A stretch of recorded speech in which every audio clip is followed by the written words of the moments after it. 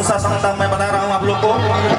अरे 14 अप्रैल मंगलवार लिहल मसीहा अवतार, मसीहा अवतार लिहे मसीहा अवतार। 14 अप्रैल मंगलवार लिहल मसीहा अवतार,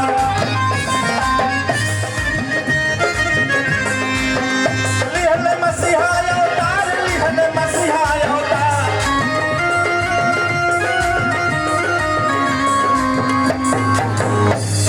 बाबा साहब का जब जन्म हो गया तो माता जी उनको कैसा प्यार करती हैं। अरे माई प्यार करे लइके अचरिया में बाहु के नगरिया में, माई प्यार करे लइके अचरिया में बाहु के नगरिया में ना। माई प्यार करे लइके अचरिया में बाहु के नगरिया में ना। माई प्यार करे लइके अचरिया में बाहु के नगरिया में ना।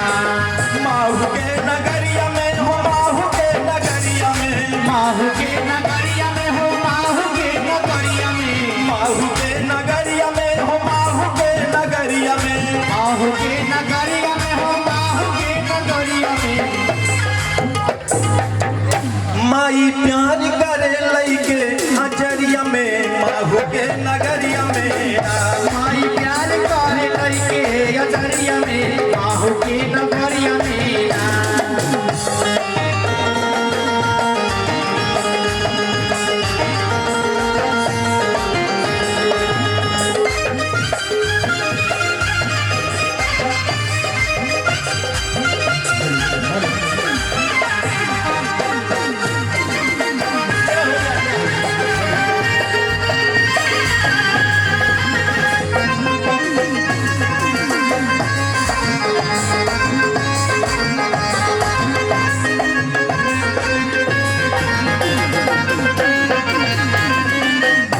ये भैया ये तो माता जी के प्यार रहा, पिताजी के कौन सा प्यार मिलत बा बाबा साहब के। बताई भैया। राव जी गोद में उठाए बाल बाल मुस्काए, में उठाए बाल बाल मुस्काए। राव जी गोद में उठाए मान मान मुस्काए, राव जी गोद में उठाए मान मान मुस्काए। मान मान मुस्काए, मान मान मुस्काए। मान मान मुस्काए, मान मान मुस्काए। खुशी झलके लगल, अरे खुशी झलके लगल उनके नजरिया में बाबू के नगरिया में। खुशी चल के लगल उनके नगरिया में बाहु के नगरिया में ना।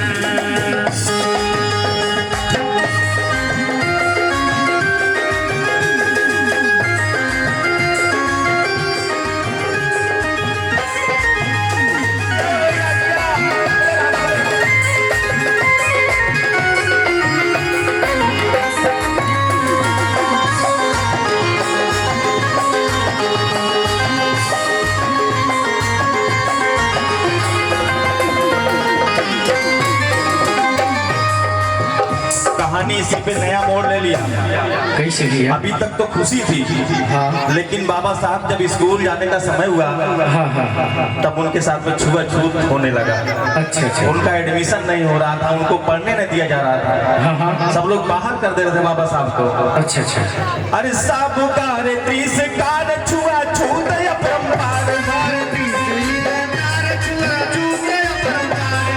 कार तीस कार छुआछूत अपरंपार। अरे पार्टी में कार चुआ चूसा अपरंपार। बड़ा दुख भइल, बड़ा दुख भइल दिल के भीतरिया में बाहु के नगरिया में। बड़ा दुख भइल दिल के भीतरिया में बाहु के नगरिया में ना।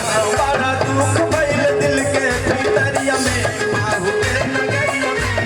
बड़ा दुख भइल दिल के भीतरिया में बाहु के नगरिया में ना। बड़ा दुख भइल दिल के भीतरिया में बाहु के नगरिया में ना। बड़ा दुख भइल दिल के भीतरिया में बाहु के नगरिया में ना।